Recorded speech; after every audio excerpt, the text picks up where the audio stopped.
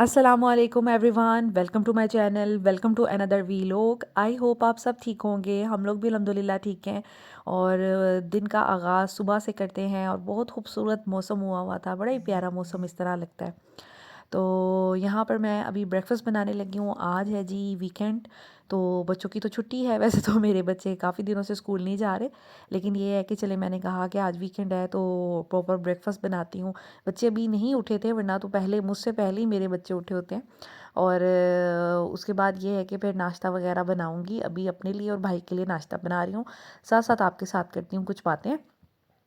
पिछली वीडियो में मैंने आपके साथ शेयर किया हुसैन भाई का जो सारा मेरे साथ वो हुआ था कि वो छुट्टी पे गए हुए थे और अभी तक आए नहीं हैं, और जिसकी वजह से थोड़ी प्रॉब्लम हो रही है।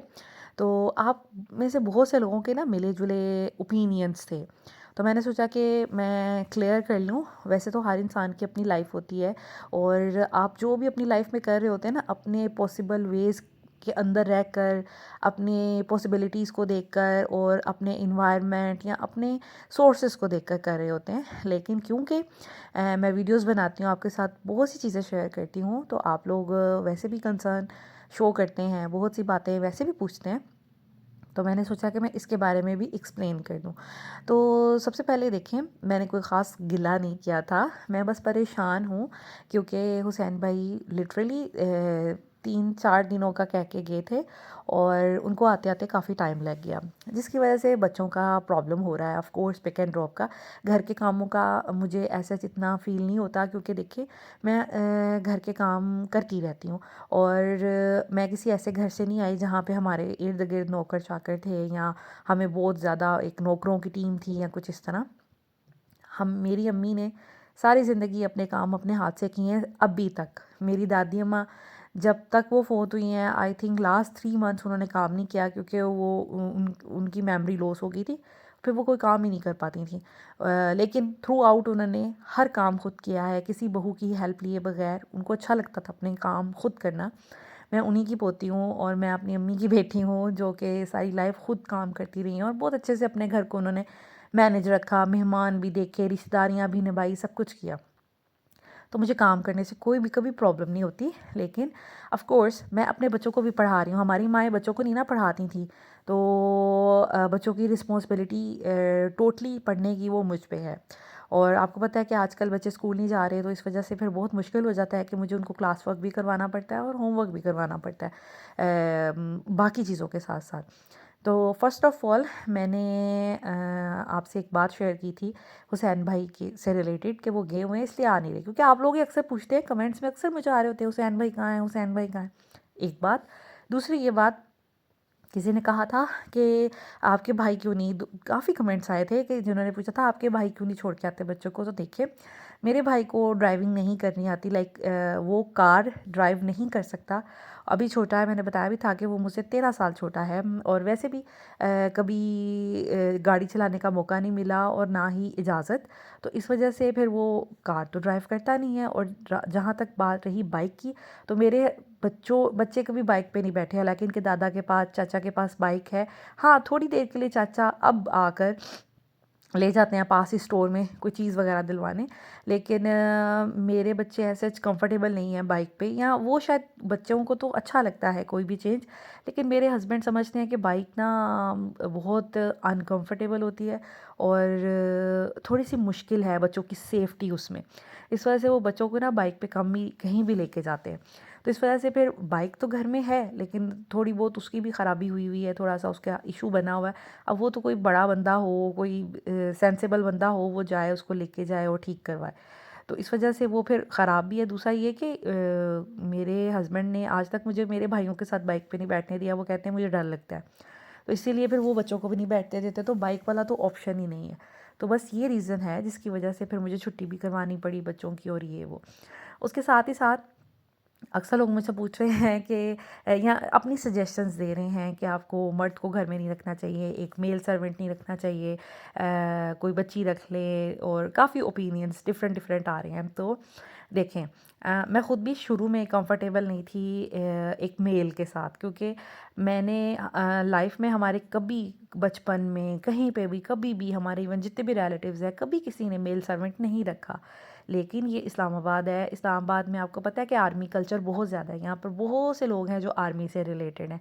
हमारा जो पिछला घर था, पूरी गली में 8-9 घर थे और 8-9 घर में ही मेल सर्वेंट हुआ करते थे, क्योंकि नीचे भी मेल सर्वेंट था, साथ वाले घर में भी और उससे साथ वाले घर में भी। तो पूरी गली में मेल सर्वेंट्स थे और पूरी गली में कोई ना कोई आर्मी बैकग्राउंड से था, और जो नहीं भी था उनके भी मेल सर्वेंट थे।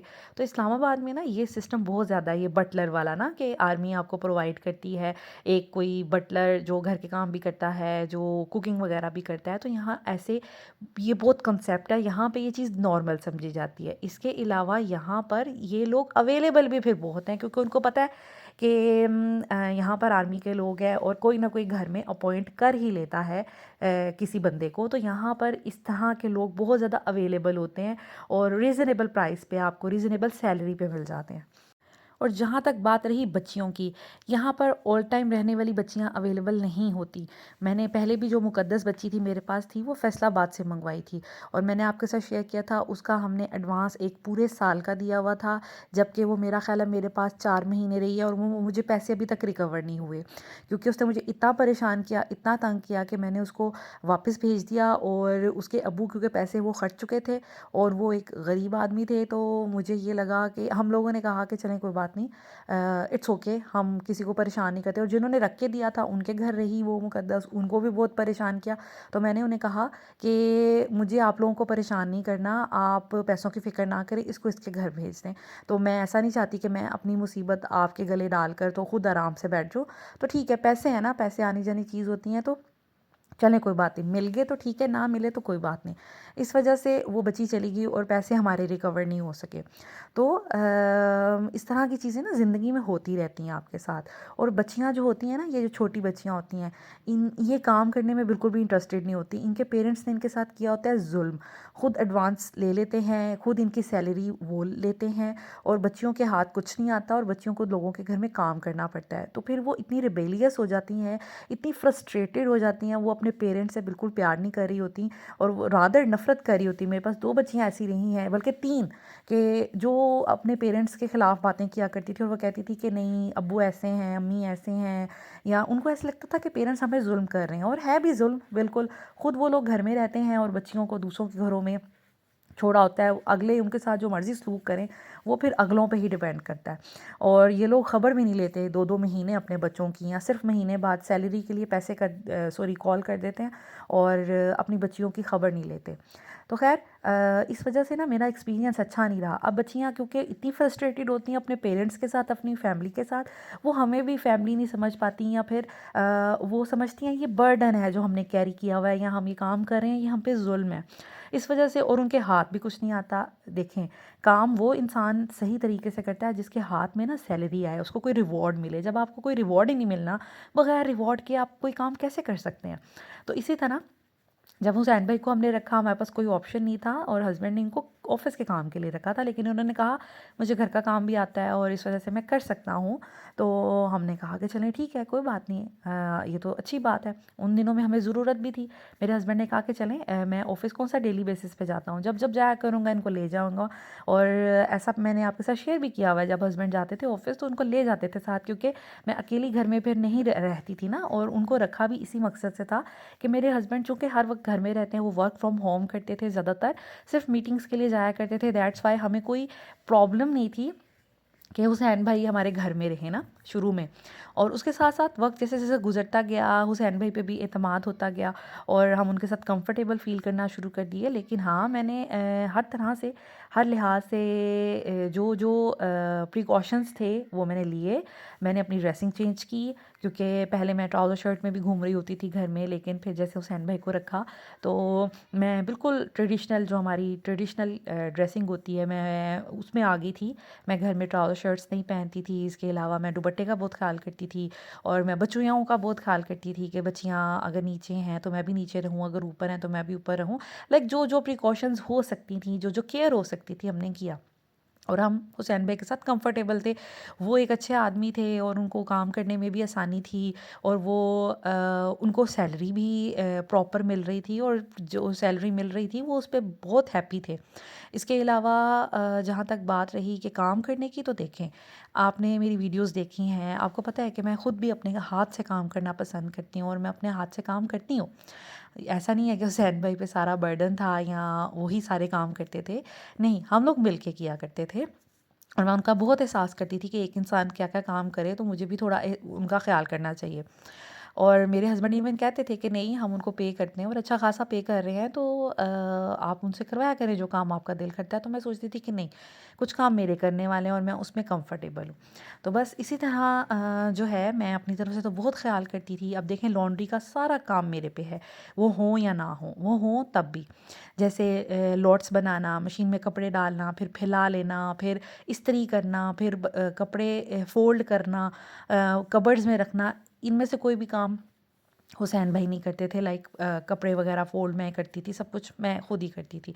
कुकिंग, और उसके बाद आपको पता है कि मैं कुछ ना कुछ साथ में, कुकिंग के साथ साथ मैं बर्तन भी धो रही होती थी, और किचन की ऑर्गेनाइजेशन, घर की ऑर्गेनाइजेशन, वो सब काम मैं खुद देख रही थी। तो मिलजुल कर ही हम काम कर रहे थे। और जहाँ तक बात रही सैलरी की, तो देखें, ये सैलरी उनको वही मिल रही थी जो उनको वारे में थी ना। मतलब जब हमने उनको हायर किया था, तो सैलरी पे वो बहुत राज़ी थे। और उसके अलावा ये कि सैलरी जो है, साल बाद आप इंक्रीज़ करते हैं, तो इंक्रीमेंट शायद मेरे हस्बैंड कर दें। उसके बाद उसके साथ साथ देखा जाए, जो ऑल टाइम आपके पास मुलाजिम होता है ना, उसकी हर चीज़ की ज़िम्मेदारी आपकी होती है। वो बीमार हो जाए, उसकी कोई तबीयत ख़राब हो जाए, खाना पीना, कपड़े धोना, इलेक्ट्रिसिटी जो वो यूज़ कर रहा हो, तो ये सब चीज़ें ना हमारी ज़िम्मेदारी होती हैं। और हम एक एक एक एडल्ट बंदे का प्रॉपर एक ख़र्चा होता है, प्रॉपर खाना पीना होता है, प्रॉपर उसका एक ख़र्चा होता है। तो वो भी हम लोग पे कर रहे होते हैं। या कोई भी आप बच्ची भी रखें, तो ऑफ़ कोर्स उसकी हाइजीन, उसकी हेल्थ और उसकी डाइट और ये सब की ज़िम्मेदारी जो होती है, वो जिन्होंने रखा होता है उनकी होती है। तो ये इस पे भी एटलीस्ट कॉस्ट आती है। मुझे ये कहते हुए अजीब लग रहा है, लेकिन वो भी कॉस्ट कंसीडर होती है, जो कि हम नहीं डिमांड कर रहे होते ना, या हम उसको कंसीडर नहीं कर रहे होते, लेकिन ऑफ़ कोर्स वो काउंट तो की जाती है। तो ये सब चीज़ें थी जो मैंने आपके साथ शेयर करनी थी। और मेरा जो है एक्सपीरियंस उनके साथ अच्छा रहा, और अभी भी हम उनका वेट कर रहे हैं। मैंने उन्हें कहा है कि भई, मेरा कल उनसे रब्ता हुआ था फाइनली, बहुत दिनों बाद। तो मैंने उन्हें कहा था कि बहुत प्रॉब्लम हो रही है, और मैं एथिकली चाह नहीं रही कि मैं किसी और को हायर करूं और मैं किसी और के साथ काम करूं। तो इसलिए मैं आपको ट्राई कर रही थी, रीच आउट करने की कोशिश कर रही थी, ताकि आप मुझे बता दें आना है या नहीं आना। तो मुझे बता दें, ताकि मैं कोई और अरेंज कर लूँ, क्योंकि अभी तक मैं इखलाकन कोई और अरेंज नहीं कर रही। उन्होंने मुझे फ़र्दर कहा कि वो मुझे रात में बताएँगे, लेकिन उन्होंने रात में फिर नहीं बताया, और आज भी काफ़ी टाइम हो गया है। तो अब देखते हैं क्या करना है, क्या नहीं करना। ख़ैर, यहाँ पर मैं रेसिपी बना रही थी, शुरू वाला पार्ट काफ़ी मिस हो गया। ब्रेकफ़ास्ट सबके लिए बनाया, उसके बाद यहाँ पर मैं चिकन बर्गर्स की रेसिपी थी आपके साथ शेयर करने लगी हूँ। मेरी एक बहुत प्यारी व्यूवर है, उन्होंने कहा था कि आप ही हमारे साथ कुछ ऐसी रेसिपी शेयर करें जो एग्ज़ाम्स के दिनों में हम बना के रख लें, और उसको जो लेट नाइट भूख लगती है, वो क्रेविंग जो है ख़त्म करने के लिए कुछ ना कुछ अच्छा। तो यहाँ पर हमने चिकन ब्रेस्ट पीस लिया है, एक बड़े साइज़, देख लें काफ़ी अच्छा इसका साइज़ है। साथ में मैंने कुछ जवे लहसुन के लिए हैं, एक मैंने प्याज लिया है, 2-3 हरी मिर्चें आपने ले लेनी हैं, और इसमें नमक और काली मिर्च ऐड करूँगी, और इसके अंदर कोई मसाला ऐड नहीं करूँगी। बड़े ज़बरदस्त ये बनते हैं, और जब जब मैंने किसी को ये बना के खिलाए हैं, उसने तारीफ़ लाज़मी की है। बड़े जूसी और बड़े ही अच्छे। यहाँ पर मैं क्या करूँगी, सबसे पहले हमने अपना चॉपर ले लेना है। ये मेरा बड़ा ज़बरदस्त चॉपर है, जो कि है ब्राउन कंपनी का। आप लोग अक्सर पूछते हैं, ब्राउन कंपनी जो है वो काफ़ी रिनाउंड है और बड़ी ज़बरदस्त है, इसके अप्लायंसेस काफ़ी अच्छे हैं। तो यहाँ पर मैंने सबसे पहले चॉपर में ऐड किया है प्याज, लहसुन और साथ में हरी मिर्चें, और मैंने तकरीबन 1.5 के करीब, या टू आप ब्रेड के स्लाइसेस ले लें। इससे क्या होगा, अगर आप थोड़े इकोनॉमिकल बर्गर्स बनाना चाहते हैं ना, ज़्यादा क्वांटिटी में बन जाएँ और आपका ख़र्चा भी इतना ना लगे, तो आप 1 या 2 स्लाइसेस अगर ब्रेड के डाल दें, तो उससे उसकी टेस्ट में फ़र्क नहीं पड़ता, बाइंडिंग बहुत अच्छी हो जाती है, और क्वांटिटी भी इंक्रीज़ हो जाती है। ये मैं आपको घरेलू टिप बता रही हूँ। उसके बाद चिकन के पीसेस जो थे, बड़ा एक पीस था ब्रेस्ट का, तो मैंने उसको रफली काट लिया। इसमें मैं डालूँगी नमक 1 टीस्पून के करीब, उससे थोड़ा कम डाला है मैंने कि बहुत ज़्यादा सॉल्टी ना हो जाए। और साथ में मैं काली मिर्चें इसके अंदर ऐड कर दूँगी, एंड दैट इज़ इट। और इसमें कोई स्पाइसेस नहीं जाएंगे। अगर आप चाहते हैं थोड़ा चटपटा खाना चाहते हैं, तो फिर इसमें आप ये कर सकते हैं कि थोड़ी सी चिली फ्लेक्स ऐड कर सकते हैं, जो दड़ा मिर्च होती है। और ये देखिए कितना ज़बरदस्त बन गया है। और ब्रेड डालने से ना इसकी थोड़ी क्वांटिटी भी इंक्रीज़ हो जाती है। तो ये कि आपके इस हाफ़ मैंने चिकन ब्रेस्ट पीस लिया है, जिससे आपके आसानी से 5 से 6 बर्गर्स बन जाएंगे। आप खुद अंदाज़ा लगाएं, बाज़ार से जब आप बर्गर्स लेते हैं ग्रिल बर्गर, तो वो कितने का आता है। और उस क्वांटिटी में देखें, मैंने एक chicken half chicken breast piece से मैंने 4 से 5 बर्गर बड़ी आसानी से हमने बना लेने हैं, बल्कि 6 बन जाएंगे। ये बहुत इकनॉमिकल रेसिपी है। और ये आप मेक एंड फ्रीज़ भी कर सकते हैं, बनाएं और साथ ही साथ इसको फ्रीज़ करके रख लें। जब भूख लगे, अक्सर बेवक्त भूख लग जाती है बच्चों को, हस्बैंड को, या कोई ऐसे बच्चे जिनके एग्ज़ाम्स चल रहे हों, तो वो ये रेसिपी फ़ॉलो कर सकते हैं। और आप घर में बन्स रखें, और बन्स को भी मैं फ्रीज़ कर लेती हूँ, क्योंकि उसकी भी डेट एक्सपायर हो जाती है ना, तो मैं फ्रीज़ करके रख लेती हूँ। और जब फ्रीज़ कर लिया तो उसकी डेट जो है वो लॉक हो जाती है, और वो बड़े प्यारे हो जाते हैं। आप हल्का सा उसको टोस्ट करें उसमें फ्राइंग पैन में या तवे पे, तो बड़ी ज़बरदस्त फ्रेश हो जाते हैं। यहाँ पर मैं पैटीज़ बना के रख लूँगी। अच्छा, पैटीज़ आपने बहुत मोटी नहीं बनानी, क्योंकि चिकन जो है ना, जब ये तवे पे या पैन में हम इसको पकाएंगे ना, तो ये थोड़ा श्रिंक होगा। तो अगर आप मोटी सी टिक्की बनाएंगे ना, तो वो और मोटी सी बन जाएगी, और वो फिर कच्ची कच्ची अंदर से रह सकती है। हमने बिल्कुल फ्लैट सी बनानी है, और नॉर्मल से साइज़ की। और आप यहाँ देख सकते हैं कि मैंने किस तरह बनाई है। थोड़ा थोड़ा पानी लगाती जा रही हूँ, और ये मेरी आसानी से 6 जो हैं पैटीज़ बर्गर की बन गई हैं। और 7वीं जो है थोड़ी छोटे साइज़ की बनी थी, लेकिन चले वो भी बन गई है। तो खैर, ये इस तरह की बनेगी। अब इस पॉइंट पर आके आप फ्रीज़ कर सकते हैं। जब फ्रीज़ हो जाए, इसको अलग करके किसी भी ज़िप लॉक बैग में डाल लेंगे। दूसरी रेसिपी आपके साथ शेयर कर रही हूँ। तो यहाँ पर मैंने चिकन चंक लिया है, जो आधा मैंने चिकन पीस के मैंने बर्गर्स की पैटी बना ली थी, और आधे के लिए हम चिकन चंक्स बना लेंगे।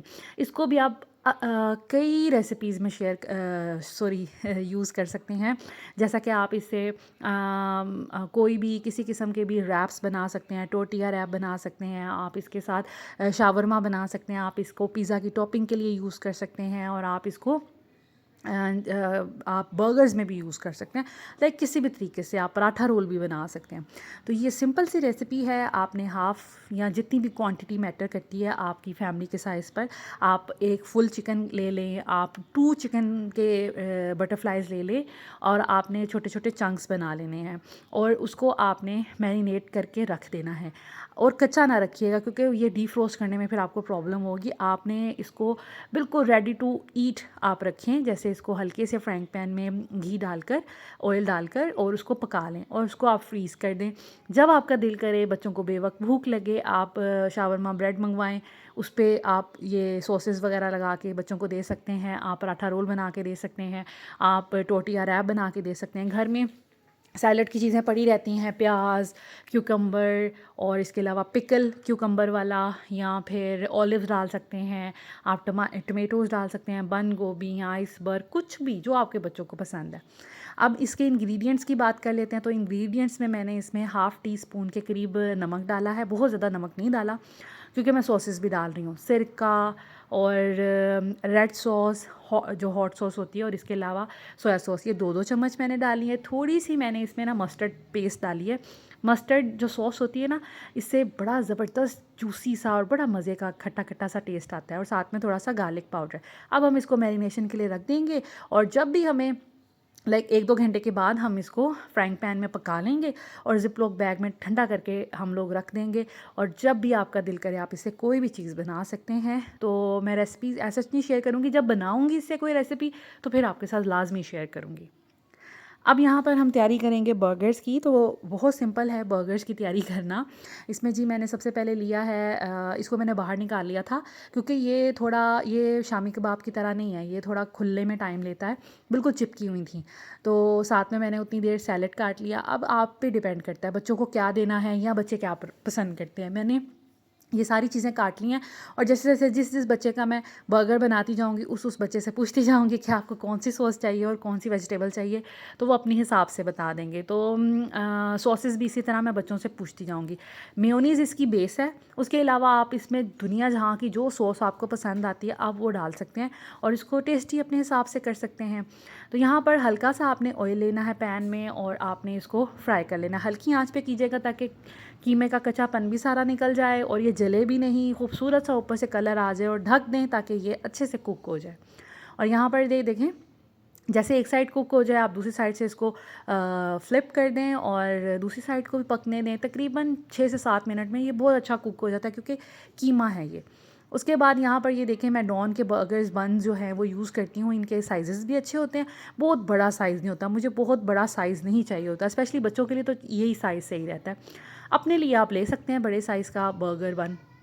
और यहाँ पर सॉस मैं अपने लिए बना रही हूँ। अब यहाँ पर आज मैं अभी चीटिंग करूँगी, मैं भी बर्गर खाऊँगी, तो मैंने मेयोनीज़ डाली है, साथ में मैंने थोड़ी सी मस्टर्ड सॉस और बारबेक्यू सॉस। बारबेक्यू सॉस जो है वो मैं सलमान्स वालों की यूज़ करती हूँ, मुझे बहुत पसंद है। और रोज़मोर का मैं, ये रोज़मोर ही होता है शायद ये ब्रांड का नाम, जिसका मस्टर्ड पेस्ट यूज़ करती हूँ, ये बहुत ज़बरदस्त है। अमेरिकन गार्डन की भी बहुत ज़बरदस्त है लेकिन वो बहुत महंगी है, ये इकनॉमिकल है लेकिन इसका टेस्ट अच्छा है। अब इसमें मैंने बच्चों से पूछा था सबको, किसी को क्यूकम्बर चाहिए थे, किसी को ज़ैनब को चाहिए था अनियन, साथ में ये लेटस सबको चाहिए था। तो इस तरह कर कर के मैंने जिससे सबसे पूछ लिया। उसके बाद आप इन बर्गर्स में ना चीज़ का स्लाइस भी रख सकते हैं, लेकिन आपने वो इस तरह नहीं रखना कि ऐसे एज़ इट इज़ ठंडा रख देना है। आप या तो उसको डिफ्रोस्ट कर लें, थोड़ी देर पहले ही निकाल के रखते हैं जब आपने बर्गर्स बनाने शुरू करने हैं।